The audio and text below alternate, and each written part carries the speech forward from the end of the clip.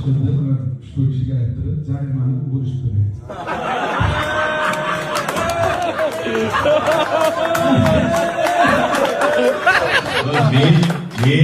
Meni ruxsatim bor. Men jarima to'lamayman, lekin sizlar ruxsat olishinglar uchun bitta suddan o'tib kelishinglar kerak. Mana bitta denga qilsam balo bo'ladi. Assalomu alaykum va rahmatulloh. Bugungi mavzuyimiz mana bu eski ko'tlar Zokir Ochildiyev Avaz Orxunga.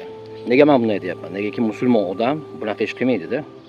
Ustoz ko'rgan, tarbiya ko'rgan, aql farosati bo'lgan. Tushunadiki, birinchidan Sherali Jo'rayevning qo'shig'ini aytyapsanmi? Hurmat bilan ayt.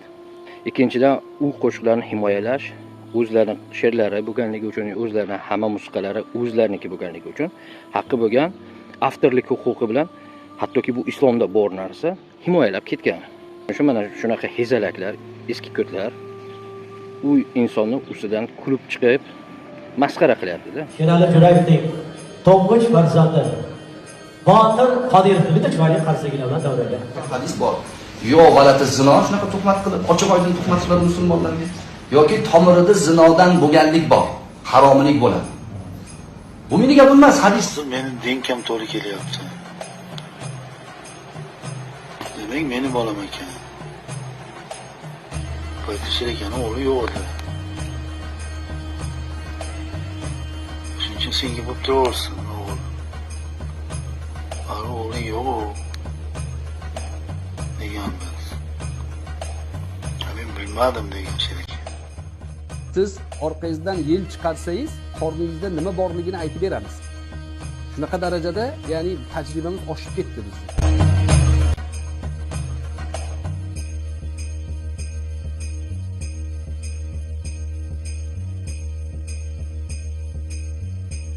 Avaz Orxun shariatni mezoni bilan eshitdingi.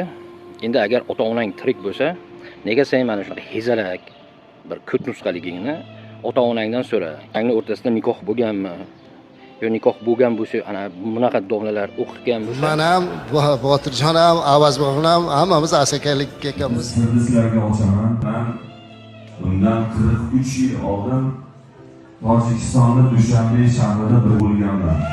Mana shu yerda ko'rayotganingdek, Nuriddin domla ham xuddi sendek shu asakadan sen kabi hezalaklar, Nuriddin domlaga o'xshagan munofiqlar, yolg'on guvohlik beruvchilar dunyoga kelar ekanda.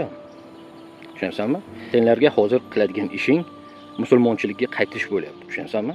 Sen o'ylama, mufti bo'lsa yolg'on gapirish mumkin yoki O'zbekistonda tanilgan bo'lsa yolg'on guvohlik berish mumkin degan narsani o'ylama, xayolingga ham keltirma.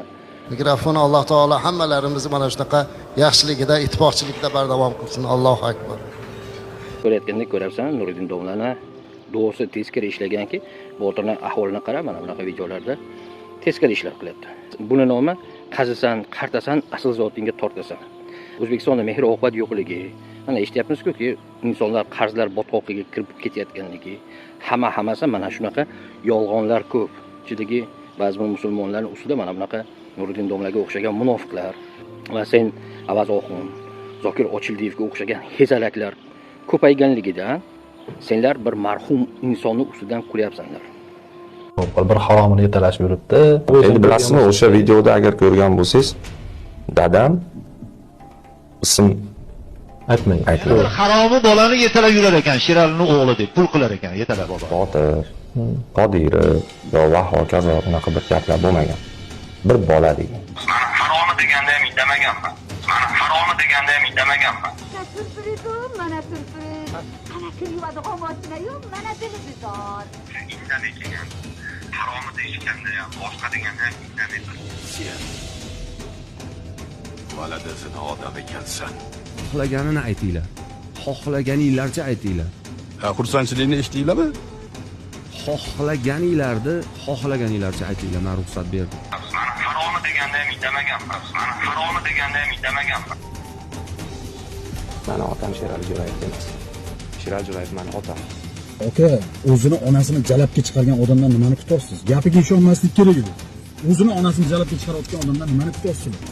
Bu seni onang haromi.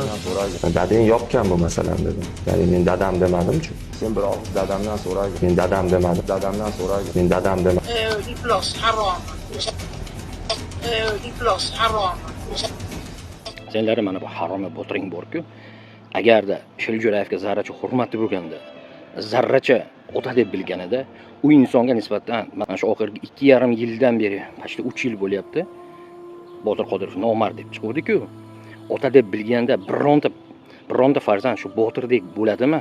Mana shu Shiljo'rayevga nisbatan bo'layotgan haqoratlar, ustidan kulishlar, bironta g'ururi bor, chesti bor erkak hazm qila oladimi?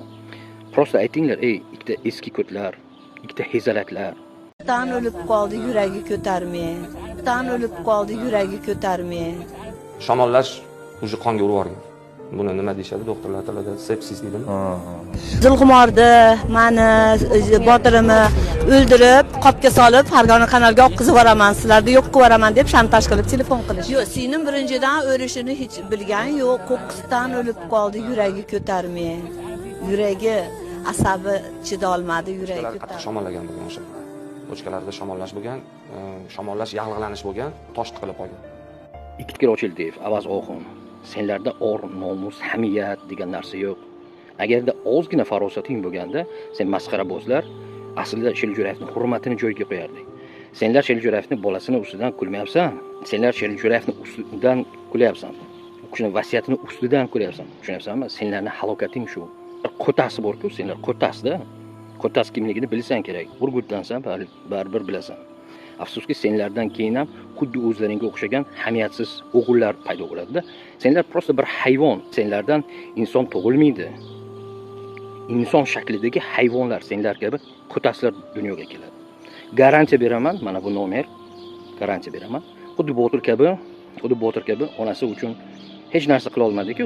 Kim chidaydi deb hammasini isbotlab berganimda qochib yuribdi. Garantiya beraman, sen ikkita qo'tasan. Garantiya beraman, sen ikkita qo'tasan. Na yuridik tilda ham, na bir hayotda ham, na senlarni hatto farzandlaringga ham qaytaryapman, mana nomer. Video vizov bilan chiqib qilayotgan ko'tlaringni bo'yinlaringga olishga duxlaring yetmaydi, bilasanmi? Negaki senlar mana shu ko't bo'lib tug'ilgan, masxaraboz bo'lib yashayapsan, saviyasiz bir hezalak bo'lib o'lib ketasanlar. Endi bilasizmi, o'sha videoda agar ko'rgan bo'lsangiz, dadam ism yana bir haromi bolani yetalab yurar ekan, Sheralini o'g'li deb pul qilar ekan, yetalab bobo. Botir, Qodirov va hokazo bunaqa bir gaplar bo'ladi. Haromi deganda ham indamaganman. Mana haromi deganda ham indamaganman. Haromi deyishganda ham boshqa deganda ham indamay turgan. Dadamdan so'ragin. Dadang yopgan bu masalani dedim. Ya'ni men dadam demadim-ku. Sen bir og'iz dadamdan so'ragin. Men dadam demadim. Dadamdan so'ragin. Men dadam demadim. Sherali Jo'rayev mening otam. Meni otam Sherali Jo'rayev emas. O'z vaqtida men tan olinmaganman.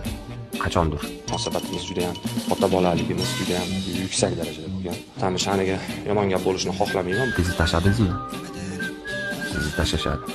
Men otamni bolaligimdan yaxshi ko'rganman, bundan keyin ham yaxshi ko'raman. Meros talashyaptimi deb men meros talashayotgan joyim yo'q. Gulnora Jo'rayevaga merosimdan kechganim yo'q, boshqa bolalarga o'xshab. DNK test nima ko'rsatdi? DNK test bo'lgani yo'q, ammo DNK testlari tayinlandi, lekin bo'lgani yo'q. Birinchi topshirganimizda 94% bo'lgan.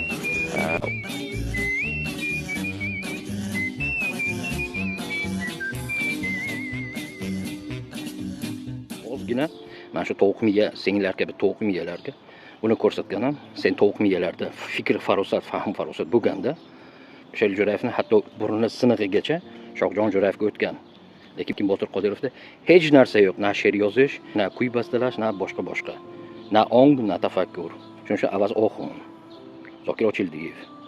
Senlar ham mana shu tovuqqa o'xshaysan. Botir senlarni mana shunaqa yolg'ondagi shunaqa itarib qo'ydi.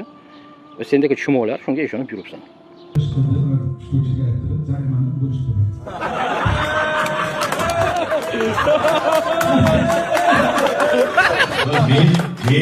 Meni ruxsatim bor.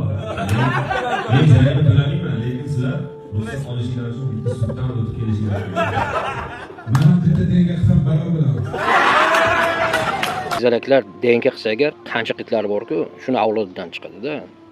O'likni ustidan kulish uchun senlar kabi mana shunaqa bir hezalak, qanchiqlarga yaqin bo'lish kerak. Yoki Botir kabi haromi bo'lish kerak-da.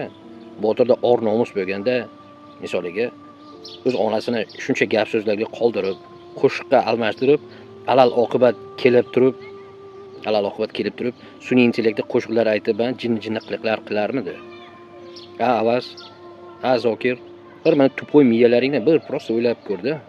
Botir sudlardan nega g'olib chiqqanligini mana bu suratni ko'ryapsanmi? Mana shu suratdagi odam kimligini senlar sal yaxshi bilasan.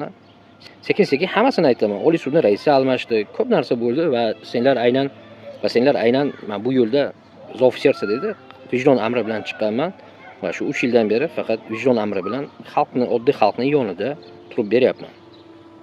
Shuning uchun bunaqa soxta sudlarni qanday yutgan, boshqa qilgan, yo bu inson qanaqa daxli bor, sudga nega qaltirab gapirgan, hammasini sekin-sekin gapirganimda sendagi siyqoqlar, chichqoqlar keyin ko'zlaring moshdek ochiladi.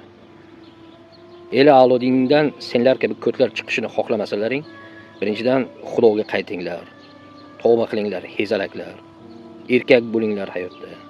Senlar ham Shiljirafning ustidan kulishni o'rniga Shiljirafdek mehnat qilginki, toki senlarning farzanding hatto qovushini ham e'zozlab, avaylab yursin. Lekin senlardan halol nasl qolishiga men ishonmayman. Qaytaryapman, mana nomer. O'zlaringnimi, farzandlaringmi, el avlodingnimi? Men shu nomerda kutyapman. Xoh sudlarda, xoh hayotda yashashda men sen kabi ko'tlar bilan dakansa boraman. Botir kabi haromni onasi uchun turib bera olmadi. Agar qaytaryapman, Shiljirafga nisbatan hurmat, izzati bo'lganida, Shiljirafning nomlarini bu darajada sen kabi qanchiqlarning ichida bu darajada kulguga qoldirmasdi. Zokir Ochildiyev Avaz Oxun Shiljirafning xatabi uni vasiyatini qo'riqlaydigan farzandlari bor ekan va u farzandlarini to'g'ri tarbiya qilgan ekan. Va ular kerak bo'lsa ota-onasiga hali rahmat keltiradi. Lekin senlar kabi itlar, qanchiqlar ota-onalaringga men aytayapman, Botir Qodirov, Avaz Oxun, Zokir Ochildiyev hammalaringni padarlaringga ming la'nat bo'lsin. Mana shuni o'ylab, tafakkur qilib va ozgina O'zbekistonda haqiqatan ham millat uchun kuyinadiganlar bo'lsa, sen kabi itlar qonun bo'yicha aslida mana bunlarni o'qib, tafakkur qilki, senlarni ham jarimalarga tortib va eski zamonlarda bo'lganda senlarni hashlaq qilib tashlash kerak edi. Yoki hozirgi qonunlarda qanaqa senlarni jazo kutyapti, u dunyoda-ku aniq kutyapti.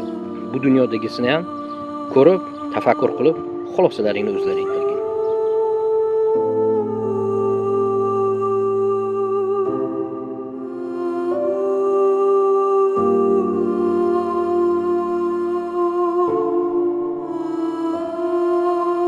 Thank you.